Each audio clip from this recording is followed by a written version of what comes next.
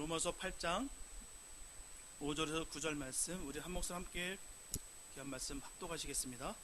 육신을 좇은 자는 육신의 일을, 영을 좇은 자는 영의 일을 생각하나니 육신의 생각은 사망이요 영의 생각은 생명과 평안이니라.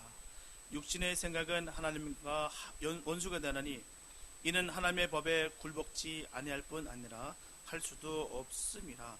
육신에 있는 자들은 하나님을 기쁘시게 할 수 없느니라. 만일 너희 속에 하나님의 영이 거하시면 너희가 육신에 있지 아니하고 영에 있나니 누구든지 그리스도의 영이 없으면 그리스도의 사람이 아니니라.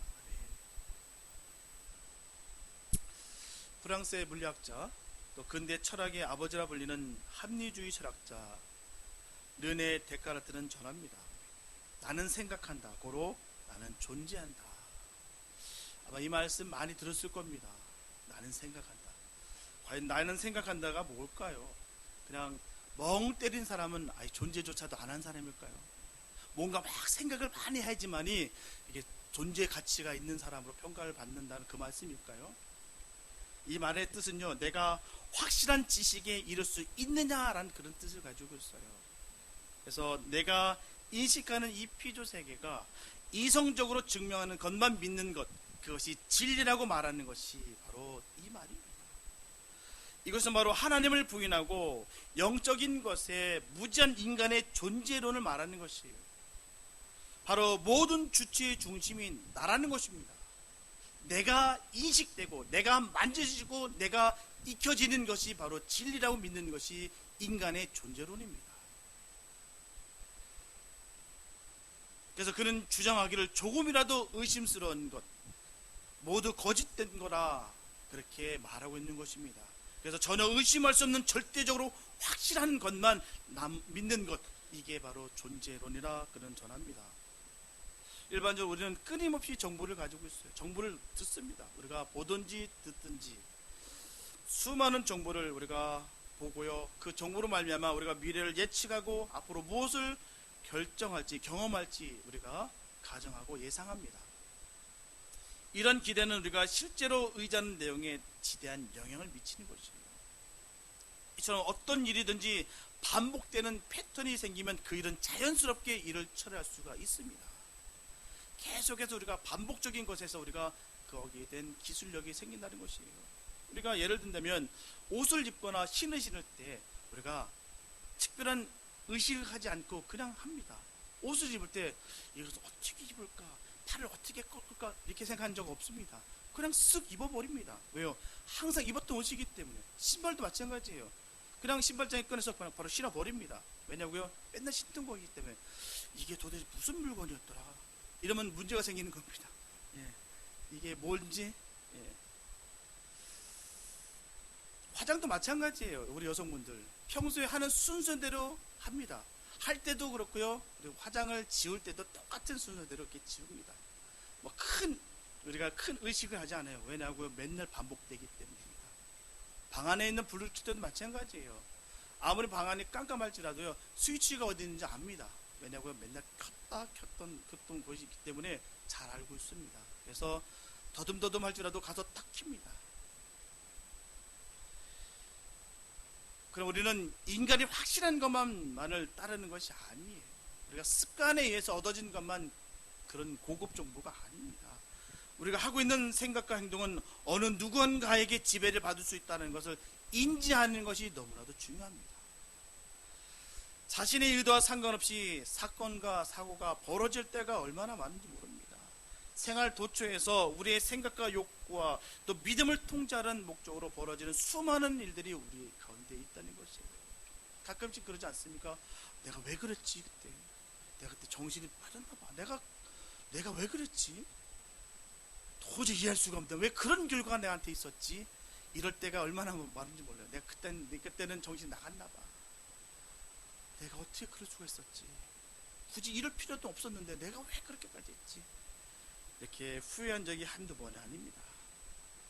성도는 육적인 세계와 영적인 세계가 함께 공존하고 있다는 것을 결코 잊어서는 안 됩니다. 지금 육적인 세계와 영적인 세계는 공존하고 있어요. 인간은 영적인 측면에서 볼 때 두 가지 유형으로 우리가 분명히 대면할 수가 있습니다. 육신에 속한 사람과 영에 속한 사람. 오늘 본문의 말씀대로 표현한다면 육신을 좇은 자와 영을 좇은 자로 우리가 고쳐 부를 수가 있습니다. 사람은 누구든지 이 두 가지 종류에 꼭 속해 있어요. 하나님의 편에 서 있든지 사단의 편에 서 있든지 서 있습니다. 중간은 없어요. 오늘은 저와 여러분들이 과연 어디에 속하 있는지에 관해서 우리가 함께 말씀을 나누면서 은혜를 나누겠습니다. 첫째, 생각의 기준이 명확해야 됩니다. 주님께서 우리에게 자유를 주셨기 때문에 어느 누구라도 우리가 선택할 자유가 있어요. 우리가 거부할 자유도 있고요, 선택할 자유가 분명히 있습니다. 그러나 어떤 것을 생각하느냐, 어떤 것을 선택하느냐에 따라서 그 삶의 모습이 질이 완전히 달라집니다. 그래서 행복한 사람과 불행한 사람을 나눈다면 행복한 사람은 항상 행복한 것을 생각합니다. 반면에 불행한 사람은 언제나 불안하고 불만으로 가득한 생각을 하는 사람들이에요. 그 결과 행복한 것을 생각하는 사람은 행복해지고요, 불행한 것을 생각하는 사람은 결국 불행해집니다. 분명한 것은 행복과 불행은 환경으로 인해서 결정짓는 것이 아닙니다. 자기 생각에 의해서 나타나는 것이에요. 그래서 우리는 생각의 기준이 명확해야 되는 것입니다. 하나님의 자녀된 권세가 있다면 자신의 감정에 충실한 것이 아니라 주님의 말씀에 충실해야 될 줄을 믿습니다. 하나님 아버지를 마음속에 생각하면서 천국 약속을 확신하며 그렇게 살아가는 것이에요. 그러면 늘 감사할 것을 찾고요, 마음에 항상 은혜로운 것을 생각하기 때문에 행복하게 됩니다. 하지만 눈에 보이는 것만 믿고 섭섭한 생각, 미워하는 생각, 분한 생각을 품는다면 반드시 불행해집니다. 그래서 이런 생각이 날 때마다 주님께서 주신 그 은혜를 생각하시고 주님의 사랑을 생각하면서 반드시 그 생각을 바꾸시기 바랍니다. 잠언서 15장 13절 말씀 보게 되면 마음의 즐거움은 얼굴을 빛나게 하여도 마음의 근심은 심령을 상하게 하느니라. 또한 잠언서 17장 22절 말씀 보게 되면 마음의 즐거움은 양약이라도 심령의 근심은 뼈로 마르게 하느니라. 이처럼 마음의 근심은 바로 생각에서 오는 것이고요, 즐거움 또한 생각에서 오는 것이에요. 분명하게 염려와 근심은 사단의 무기입니다. 성령은 우리에게 평강과 기쁨을 줘요. 얼마 전에 어떤 목사님이 이 말씀을 실수하셨어요. 그분이 그렇게 말씀하실 분이 아닌데 분명히 실수라 믿습니다. 근데 실수로 인해서 많은 공경을 받았어요. 성령이 근심을 갖다 준다는 이렇게 말씀하셔가지고 굉장히 큰 공격을 받았는데 아마 그분의 뜻은 그게 아닐 거라 저는 믿습니다. 분명한 사실은 성령은 근심을 주는 게 아닙니다. 평안과 기쁨과 은혜를 주시는 것입니다. 분명히 염려와 근심은 사단의 무기예요. 사단은 인간의 마음속에 근심을 만들게 만들면 말미암아 각종 병을 유발하게 해서 죽어가게 만듭니다. 그 생명이 끊어지게 만든다는 것이에요. 육체에 생긴 병은 그래도 육안으로 식별 가능하기 때문에 그래도 낫습니다. 하지만 마음의 병은요, 우리의 육안으로 금방 식별되지 않기 때문에 오히려 더욱더 심각하고 치명적인 병입니다. 이런 마음으로 오는 우울증은 과거의 불행한 그 사건을 잊지 않냐고 계속 생각하며 좌절하고 분노하고 실망하게 됩니다. 과거에 집착함으로 말미암아 하나님께서 주신 복을 잃어버려서 병을 얻게 되는 것이에요. 이사야서 43장 18절에서 분명히 전하고 있듯이 너희는 이전 일을 기억하지 말며 옛적 일을 생각지 말라. 보라, 내가 새 일을 행하리니 이제 나타날 것이니라. 이 말씀은 과거에 실패했던 일들이나 잘못되었던 모든 것들을, 좋지 않았던 모든 생각들을 생각지 말라는 것이에요. 버리라는 것입니다. 과감하게 자르라는 얘기예요. 우리가 과거로부터 현재까지 그동안 하나님께서 내게 주신 그 복을 큰 것부터 작은 것에 이르기까지 생각하고 감사할 때 비로소 모든 불행한 우울증에서 우리가 벗어날 수가 있는 것입니다. 그렇지 않으면 우리가 이 틀에서 도망칠 수가 없어요. 사단은 결코 우리가 희망과 소망을 품는 것을 원치 않습니다. 늘 불행하게 원하고, 늘 불평하게 원하고, 늘 슬퍼하게 원하고, 늘 아파하게 원하는 게 사단의 마음입니다. 그래서 과거의 실패와 부끄러움 등을 계속 생각나게 만들고 그 생각에 완전히 사로잡게 만드는 게 바로 사단의 공격이에요. 삶의 성공과 실패와 부유함과 궁핍함과 승리와 패배는 그 사람의 마음의 생각에 의해서 분명히 결정이 됩니다. 잠언서 23장 7절을 말씀 보게 되면 대저 그 마음의 생각이 어떠하면 그 위인도 그러한즉, 이렇게 그 사람의 생각이 그 사람의 위치와 인격을 말합니다. 그러므로 그 사람의 생각이 그 사람의 환경을 만드는 것이에요. 생각은요, 그 온 마음과 몸을 마비시켜 버립니다. 얼마나 생각이 무서운지 몰라요. 저는 참 찜질방 가는 거 참 좋아요. 여기 와서는 참 찜질방 한 번도 못 갔어요. LA 있을 때는 많은 우리 지인들과 아니면 우리 교우들과 함께 많이 갔었는데요. 이해가 안 되실 수도 있습니다. 제가 이렇게 땀도 많이 흘리고 더운 거 싫어하는 내가 찜질방을 좋아한다는 게 아마 이해 안 되실 수도 있어요. 근데 저는 그 찌는 듯한 그 통화에 들어갈 때 참 기분이 좋습니다. 왠지 아십니까?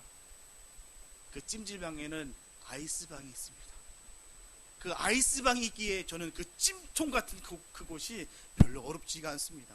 왜냐고요? 이 찜통 같은 이 열기가 아이스방 가면은 싹 풀릴 것을 알기에 그냥 이 모든 것을 견딜 수가 있습니다. 이게 만약에 그냥 인디언 썸머처럼 그냥 톡톡 찌른 열기였다면 아마 못 견딜 거예요. 그러나 그 찜질방에서는 이 아이스방의 그 위로와 이 평안으로 말미암아 이길 수가 있습니다. 생각이 그렇게 무서워요. 내가 어떻게 생각을 품고 있느냐, 내가 어떻게 생각이 내게 임하느냐에 따라서 그 모든 환경과 상황은 바뀌어버립니다. 찜질방이라고 해서 더 덜 더운 것도 아니에요. 푹 찝니다. 그런데도 불구하고 기쁠 수가 있는 것은 거기 있는 거예요. 모든 사람은 생각한 대로 그대로 행동으로 나타나게 되어 있습니다. 그래서 생각의 기준이 명확해야 되는 것이에요. 미움을 품으면 살인하게 됩니다. 음욕을 품으면 간음하게 되어 있습니다. 욕심을 품으면 도적질하게 되어 있습니다. 꼭 행동이 아닐지라도 마음으로 생각으로 우리가 얼마나 많은 죄를 짓는지 모릅니다. 그러나 주님은 중심을 보시는 분이세요. 우리가 행동은 그렇게 안 했다 할지라도 그 마음에 그런 마음을 품었을 때 바로 죄가 임한다는 사실입니다. 얼마나 무서운 일이에요. 분명 좋은 생각을 하면 좋은 행동을 하게 될 것이고요, 나쁜 생각을 하게 되면 그대로 나쁜 행동이 그대로 나오게 되어 있습니다. 틀림없는 사실이에요. 사단은 이런 사실을 너무나도 잘 알고 있습니다. 그래서 사단은 사람들로 하여금 자기가 원하는 일을 하게 할 때 먼저 생각을 집어넣고 그 다음에 그 생각을 행동으로 옮기게 합니다. 요한복음 13장 2절 말씀 보게 되면 마귀가 벌써 시몬의 아들 가룟 유다의 마음에 예수를 팔려는 생각을 넣었더니 라고 말씀하고 있어요. 생각을 넣었다라고 분명히 주님께서는 말씀하고 계십니다. 이렇게 사단은 먼저 가룟 유다의 마음에 예수님을 팔려는 그 생각을 쑥 집어넣습니다. 그때 그 생각에 지배당해서 가룟 유다는 그 생각을 통해서 사단이 가룟 유다에게 들어오게 됐다는 것입니다. 그리고 그 생각을 행동으로 옮기게 만들어서 결국 우리 주님을 은 30에 팔게 됩니다. 이처럼 먼저 생각하게 하고요, 그리고 생각 따라 행동하게 되는 것입니다. 우리가 생각의 기준이 명확하면 이런 행동을 하지 않을 겁니다. 하나님이 주시는 생각인지 사단이 주는 생각인지 우리는 항상 이 말씀 안에서 점검해야 되는 것입니다. 다른 것에서 점검하는 것이 아니에요. 내 감정과 내 지식에 의해서 우리가 검증하는 것이 아니라 반드시 이 말씀 가운데 우리가 점검해야 될 줄 믿습니다. 어떤 게 하나님의 말씀인지 어떤 게 사단의 생각인지 분명히 성경에 다 되어 있어요. 우리가 성경 읽을 때 보면 이게 하나님의 말씀은 다 들어있습니까? 여기는 귀신의 말도 있고요, 사단이 한 말도 있습니다. 하나님이 하신 말씀이 있고요. 우리가 성경을 읽는 것은 바로 어떤 것이 하나님께서 기뻐하시는 것인지 어떤 것이 사단이 기뻐하는 것인지 우리가 알려고 우리가 성경을 읽는 것이에요. 그러면서 우리가 그 말씀 가운데 어떤 것이 다 주님께서 기뻐하시는 것을 찾고 우리가 그 말씀대로 살아가는 것입니다. 모든 기준은 바로 이 말씀이에요. 성경입니다. 성경이 다 기록되어 있어요. 그런데 불구하고 우리 보면은 사단에 잘 속는 분이 계세요. 사단에 잘 들어가시는 분들이 계십니다. 이거는 믿음의 경력이 깊다고 예외가 아닙니다. 기도를 많이 한다고 예외가 아니에요. 보면은 아니 저분은 신앙의 경험도 많으시고 경력도 깊으신데 어떻게 저렇게 사단에게 항상 매번 속을 수 있을까? 이렇게 계신 분들이 계십니다. 주의종 입장에서 보면 되게 안타까워요. 우리가 말씀에 집중하지 못하고 자신의 생각에 집중하게 된다면 그렇게 됩니다. 자신의 생각에 완전히 사로잡혀서 사단에 쑥 들어왔는데도 불구하고 인지 못하고 그냥 질질 끌려가시는 분이 얼마나 많습니까? 늘 경계해야 될 줄 믿습니다. 사단의 공격에서 늘 경계하시기 바랍니다. 어떤 게 주님이 기뻐하시는 일이고 어떤 게 사단이 원하고 있는지를 우리가 늘 경계해야 되는 것이에요. 어느 순간 사단과 함께 내가 공범자가 될 수 있는 것이에요.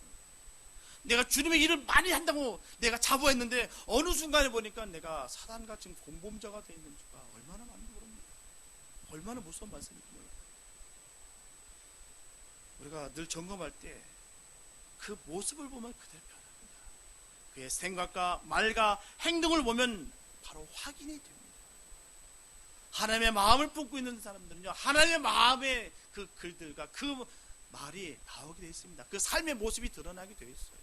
그러나 사단에 사로잡히게 되면 그 마음과 그 말이, 그 행동이 거칩니다. 사단의 모습이 드러나게 되어 있어요. 연단은 피하고 보상은 크게 바라고요. 회개 없는 은혜를 구하고요. 시련 없는 정통만을 원합니다. 십자가는 피하면서 부활의 영광에는 참여하고 싶어하는 마음이 가득하다는 것이에요. 희생 없는 봉사를 찾아다닙니다. 이런 분들은 자신의 감정을 성령의 감동이라 그렇게 착각합니다. 자기의 욕구를 하나님의 뜻이라고 그렇게 주장합니다. 회개하여 돌이키는 삶도 없으면서 천국은 내가 따놓은 당상이다 그렇게 믿는 분들이 있다는 거예요.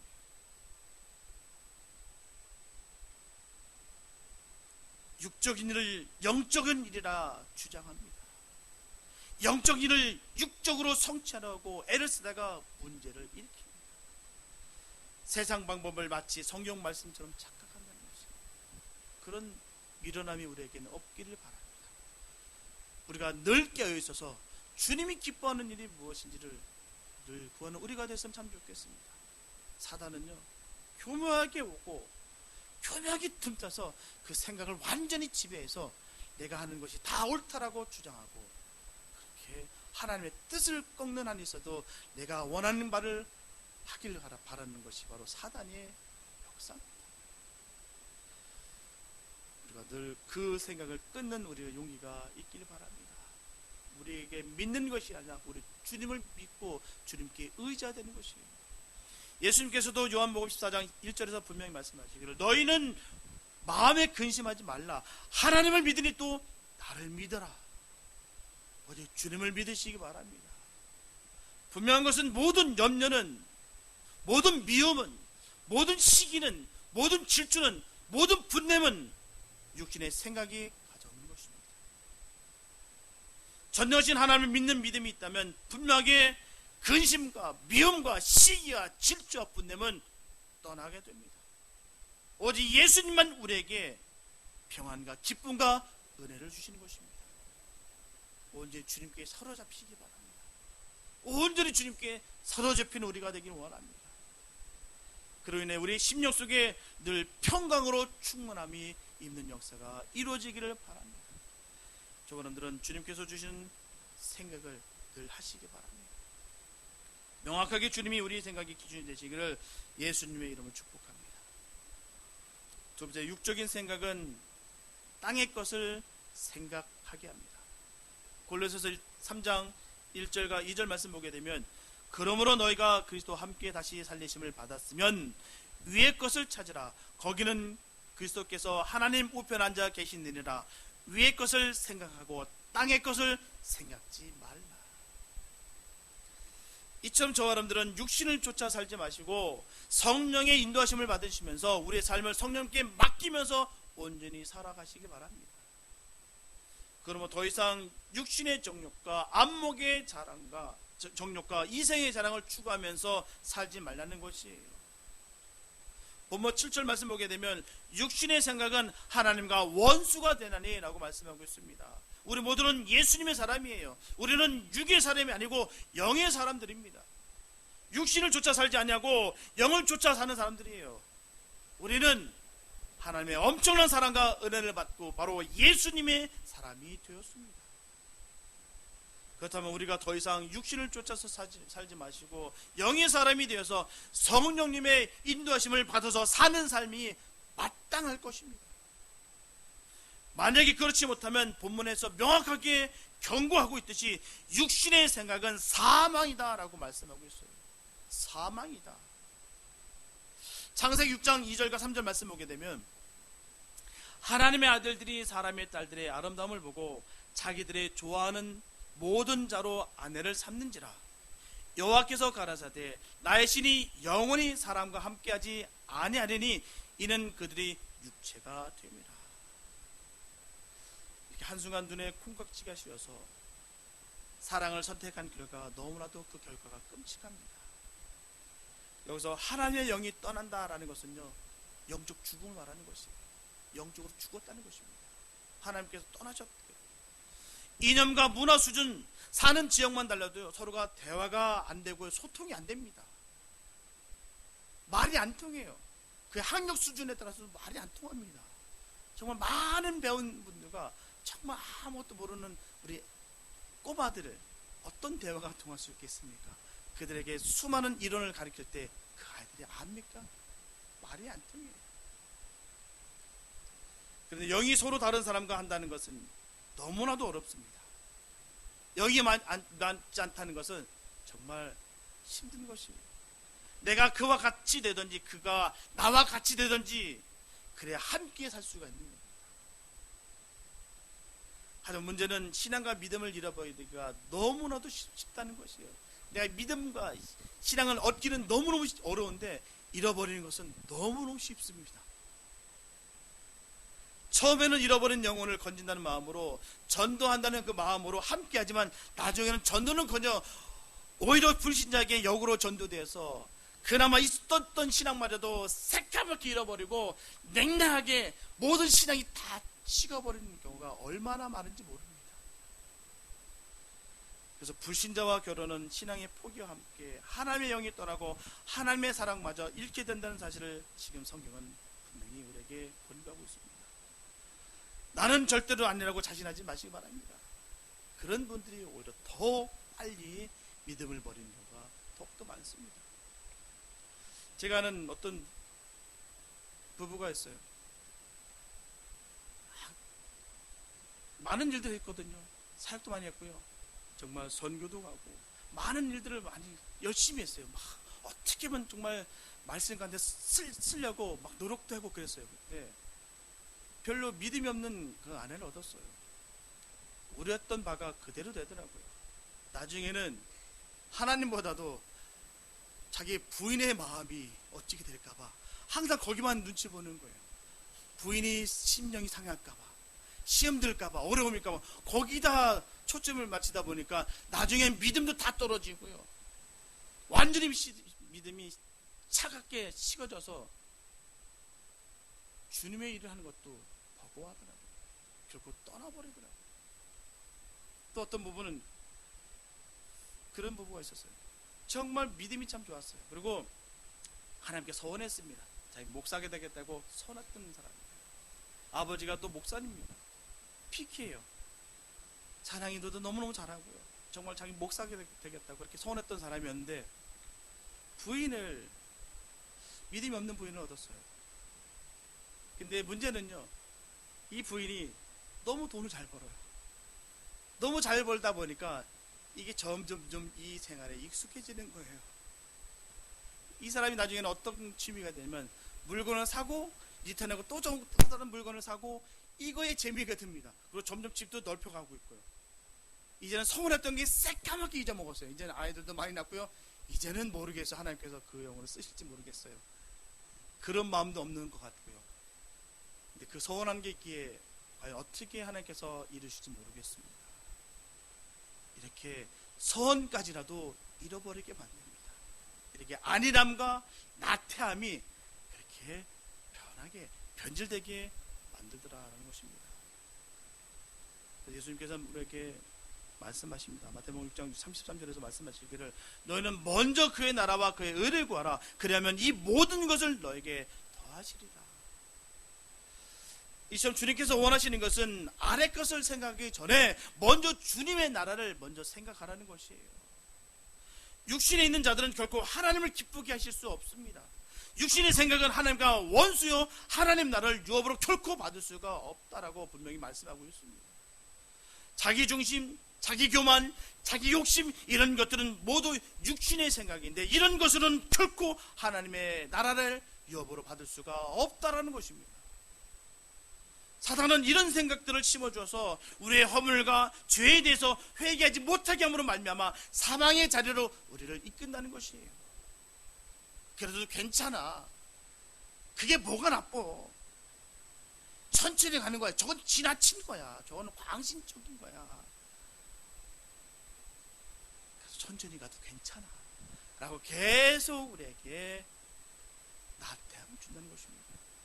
생각을 심어준다는 것이죠. 그리고 결국 사망의 자리로 이끈다는 것입니다. 회개의 자리가 아닌 바로 사망의 자리로 말입니다. 그래서 회개한다는 말에 그 헬라 원어로 메타노야라고 하고 있는데요. 뜻이 바로 생각을 바꿔 갈아 넣는다 이런 뜻입니다. 생각을 바꿔 갈아 넣는다. 이렇게 생각을 바꿔 넣는 것이 바로 회개입니다. 우리가 가던 길에서 돌아서는 것은 생각이 바뀌어야 그게 가능한 것이에요. 생각이 바뀌지 않으면 우리가 그곳에서 돌이킬 수가 없습니다.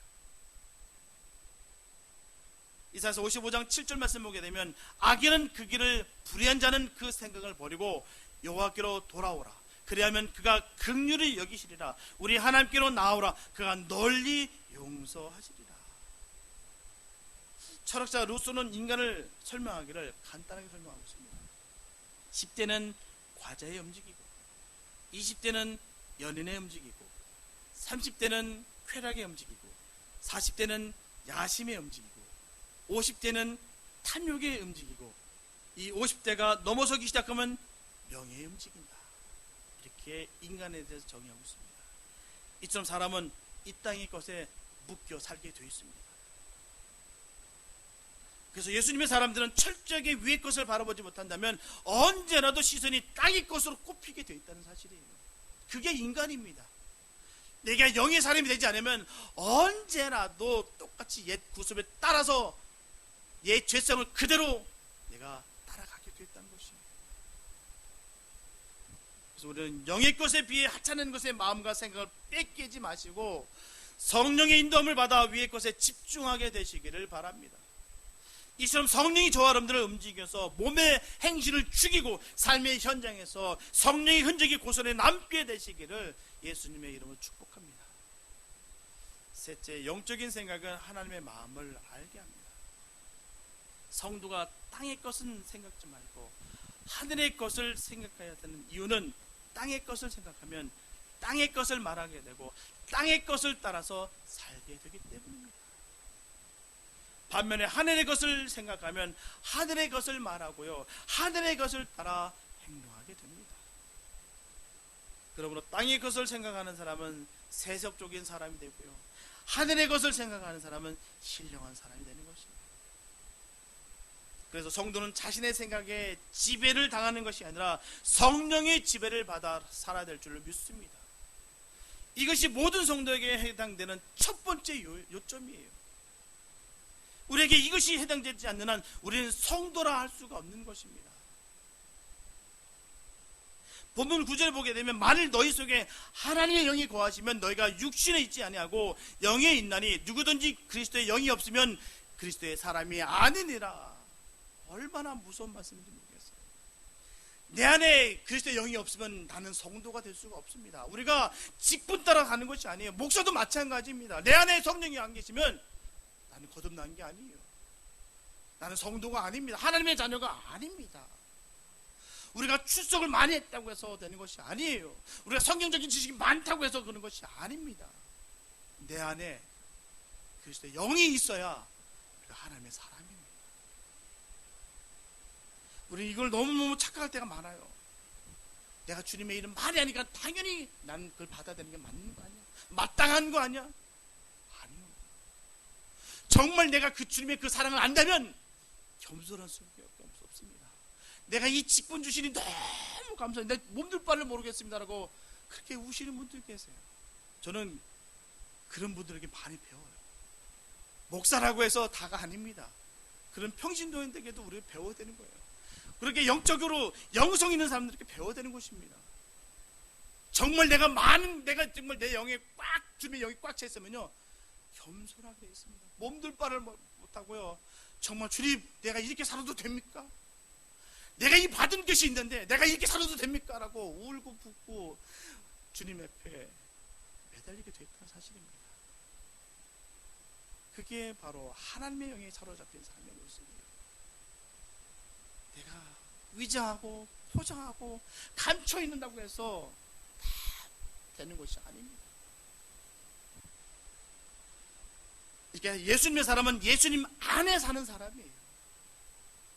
우리가 예수님을 믿는다고 할 때 헬라 원문이나 영어 성경에는 꼭 무엇 안에 believe in이라는 그런 전치사가 꼭 들어갑니다.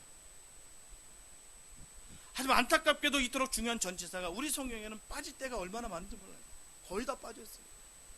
그래서 그리스도를, 예수를, 하나님을 믿는다는 것은 바로 그 안에서 믿는 것이며 그 안에서 사는 것을 뜻하는 것입니다.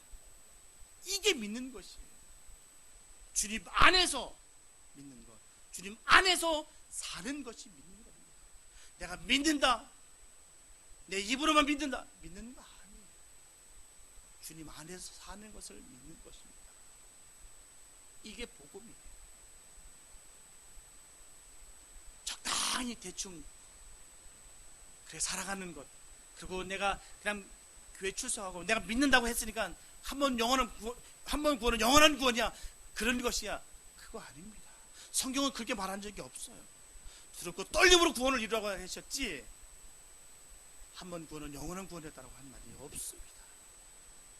계속 그 믿음의 경주를 끝까지 마치라고 얘기했지 다 이뤘다 그렇게 말한 적이 없습니다. 우리가 주님을 온전히 믿으시기 바랍니다. 정말 믿는 자의 삶의 모습이 드러나시기 바랍니다. 정말 주님을 믿는 자는요, 주님 안에서 사는 것이 정말 믿는 것이, 목사라고 해서 다가 아닙니다.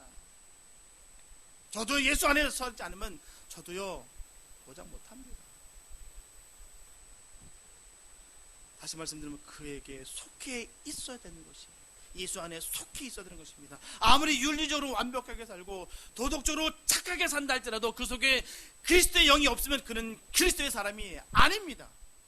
하나님의 사람이 아니에요. 예수님의 사람이 아닙니다. 비록 부족할지라도 연약할지라도 성령께서 우리 마음속에 거하시기 때문에 우리가 바로 예수님의 사람이라는 것이에요. 분명하게 예수 안에 속해 있는 사람은 예수님의 형상을 닮아갑니다. 그는 예수님의 품성을 본받게 돼 있어요. 아버지 품 안에 사는 어린이가 아버지의 습성을 본받듯이 예수님의 삶을 본받는 것이에요.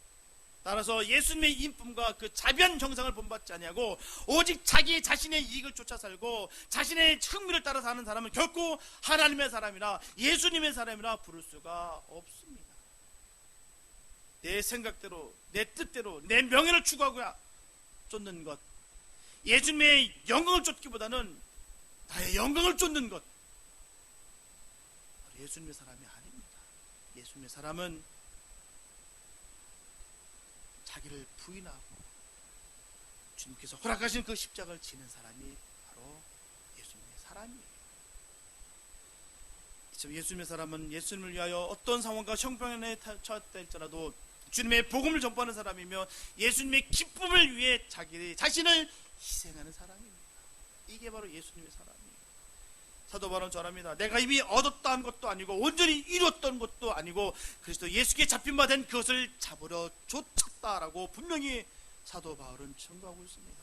우리는 날마다 주님을 쫓아가는 것이에요. 내가 이뤘다, 내가 얻었다 아니다. 사도 바울은 그렇게 증거하고 있는 것입니다.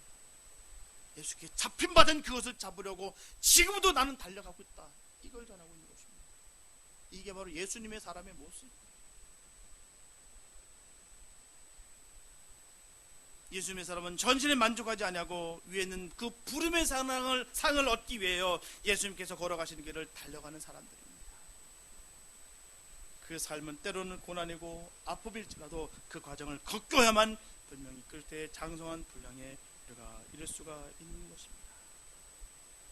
하나님의 인도와 성령의 은혜 가운데 늘 거하는 우리가 됐으면 참 좋겠습니다. 우리 모두는 정말 예수님의 사람이 되어야 돼요. 우리가 종교인이 아니라 정말 이 귀한 말씀이 나의 생명되는 말씀이 되고 그 주님이 나의 구주가 되어서 내가 생명 다하는 날까지 내가 주님을 향해서 달려가겠다라고 시인하고 달려가는 그 자가, 그런 사람이 바로 예수님의 사람입니다. 이게 바로 영적인 사람을 말하는 것이에요. 우리가 영적 얘기하는데 영적인 것은 바로 하나님의 마음을 아는 것, 그게 바로 영적인 것입니다. 다른 것에서 다른 잘못된 진리 가운데 속지 마시고 영적인 것을 바로 깨닫기 바랍니다. 그게 바로 하나님의 마음을 아는 것, 하나님의 마음을 내가 행하는 것, 이게 바로 영적인 것이에요. 우리가 그런 삶을 사는 우리가 됐으면 참 좋겠습니다. 우리가 주신 그 은혜를 누리면서 세상의 것에 잡혀서 사는 것이 아니라 주님이 허락하신 그 복된 것을 바라보면서 그 유업을 바라보면서 달려가는 우리가 되기를 원합니다. 주님께서는 지금도 우리와 함께 달려가고 계세요. 우리와 함께 하시길 원하십니다. 그리고 주님과 함께 늘 달려가시면서 육신의 소욕들에 늘 제거하시면서 늘 성령의 열매를 풍성히 맺는 우리가 됐으면 참 좋겠습니다. 사랑하는 여러분, 성도는 예수를 위해 살아가야 되고요, 고난도 즐겁게 받아들이고 있습니다. 땅에 있는 것을 생각하는 자는 땅에 있는 것을 쫓기 위해 하나님의 심판을 벗을 수가 없습니다. 그러나 위에 있는 것을 생각하는 자는 예수님께서 누리시는 그 하늘의 영광을 함께 누리게 되는 것입니다. 그러므로 주님과 함께 부활의 성도는 위에 있는 것을 찾고 생각해야 될 줄 믿습니다. 생각에, 잡념에 사로잡히지 마시고 오직 하나님의 그 생각에 늘 거하시기 바랍니다. 늘 성령의 늘 갈급한 마음으로 달려갈 수 있는 우리가 되기 원합니다. 그리고 주님의 큰 은혜를 누리면서 우리가 위의 것을 바라보면서 심장에 달려가는 우리가 됐으면 참 좋겠습니다. 육의 것은 결국 사망입니다. 육의 것은 결국 영적인 사망인 것이에요. 끝까지 위의 것을 바라보시면서 땅의 것을 낸 모든 미련을 과감하게 버리며 위의 것을 향해 달려갈 수 있는 우리 모두가 되시기를 소원합니다. 날마다 우리의 몸을 쳐서 복주시키며 영을 쫓아서 영의 일을 생각하며 늘 살아가는 복된 우리 모두가 다 되시기를 예수님의 이름으로 축원합니다. 기도합니다. 사랑해 주님 감사합니다. 아버지, 우리가 세상의 것에, 세상 생각에 우리가 사로잡힐 때가 얼마나 많은지 모릅니다. 그게 진리인 줄 알고 그게 옳은 줄 알고 우리가 살아갈 때가 얼마나 많은지 모릅니다. 내 안엔 그렇게 차디차고 내 안엔 주님의 사랑이 하나도 없는데도 불구하고 나는 주님의 자녀다, 나는 구원을 받았다, 나는 그 은혜 가운데 주님의 자녀다라고 우리가 착각하고 살아갈 때가 얼마나 많은지 모릅니다. 아버지, 우리 주님이 나와 함께 하시고 우리 안에 좌정하여 주셔서 주님의 선한 뜻을 따라 행할 수 있고 달려갈 수 있는 우리 모두가 되게 하여 주시옵소서. 예수님의 사람이 되기 원합니다. 결코 사람에 묶이지 않게 해주시고 사단의 권세에 묶이지 아니하며 오직 주님만을 바라보며 달려갈 수 있는 우리 모두가 되게 하여 주시옵소서. 주님을 사랑합니다. 주님을 사모합니다. 주님 끝까지 우리와 함께 하여 주시옵소서. 그 예수님의 사랑으로 살게 하여 주시옵소서. 그로 인하여 하나님의 나라가 우리에게 임하는 역사가 이루어지게 하여 주시옵소서. 주께서 함께 하실 줄 믿사옵고 우리를 원하신 예수님의 이름으로 기도했습니다.